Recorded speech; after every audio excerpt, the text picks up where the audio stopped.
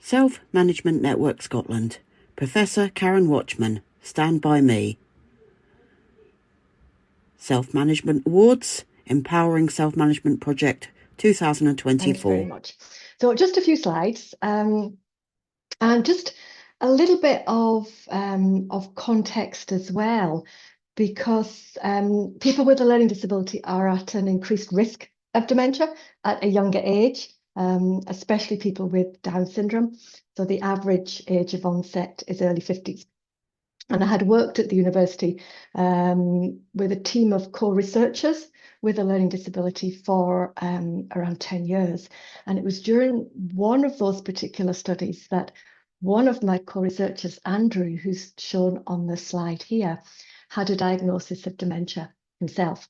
Now, Andrew talks about this himself, and he's very keen that his photograph and his words are used. You'll see that he also examples of where Andrew's talked about this as well. Andrew's a married man. He's married to Lynn, who's also shown in the image here.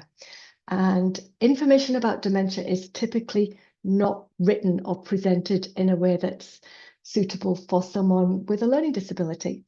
And when we talked about his diagnosis and his situation, there was nothing, there was nowhere to go to for support, for information, and he was worried about his relationship. This is his quote here. So very much driven by Andrew and co-produced from the start with Andrew, Lynn, and another self-advocate, Louise, self-advocate with a learning disability. We were able to get some funding that allowed us to find out more about the experiences of couples with a learning disability when one partner has dementia. So direct from the couples, the partners themselves, and also from, where appropriate, family members or support staff as well. And we talked to people around the UK, and the project's called Stand By Me because that was the song that Andrew and Lynn had their first dance to at their wedding. And they, part of the advisory group, they chose that title as well. So what we did was, together we created stories of relationships, but of course we didn't want to just fall into the same trap. Andrew and Lynn were very keen in particular that the information had to be accessible. Otherwise, we weren't helping other people in their situation in the future. So we've verbally audio recorded all of the stories so they can be downloaded and listened to, as well as the transcripts. And Andrew and Lynn made a video as well about their experiences from their wedding through to their current situation, really so that others had something to go to. And the QR code there takes you to the project webpage, which has got the video and all the downloads. And the project is hosted on the website of the Scottish Commission for People with a Learning Disability in Scotland, and they kind of shared the vision for the study.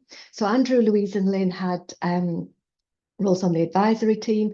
They developed accessible information, the consent forms, the information sheets, and here they're co-developing one of the tools that we use to enable us to get the stories. So a standard interview kind of wasn't the most appropriate way, so we used pictorial guides to get kind of life story information about the relationships.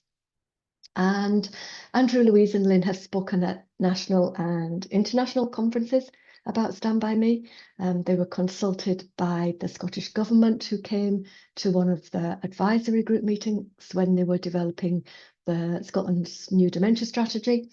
And the work that they've co-created is informing the nursing, paramedic and social work students at Stirling. So they're instrumental in talking to and educating that next generation of professionals as well. And just some more images of the different ways we've worked accessibly during the project and with the project outputs. And of course, culminating in the awards. The award I don't have here today. It's on the mantelpiece in Andrew and Lynn's house in Dumfries, which is exactly where it should be. And unfortunately, Andrew and Lynn were ill on the night. They were gutted that they weren't able to travel on the night of the awards. Louise accepted for us, but we are having our own little celebration just before Christmas. We're all meeting up in Glasgow, sort of bringing the award, and we're having our own little celebration then as well. And this is just a screenshot of the video that they produced. It's 7 minutes long. It was too long to show today, but of course it's there and it's freely available. And just my last slide is just about what we've been doing since then, because it's often the way with research, and that project was funded for 2 years, that it stops and then, well, what next? You kind of raise expectations of involvement and developing work together, and then it just stops. So what we've done is I've set up a social enterprise delivering training on learning disability and dementia, and that training is co-developed by a team of expert advisors with a learning disability. So Andrew, Lynn and Louise, and 3 other folk who you see in the image here. And we're working almost, I guess we've kind of taken control of it ourselves, that the funding all goes into the social enterprise to support that ongoing involvement. So we're able to keep on working on other projects and other resources, which has been really important, that we can still do that. So I'll stop sharing there. Thank you.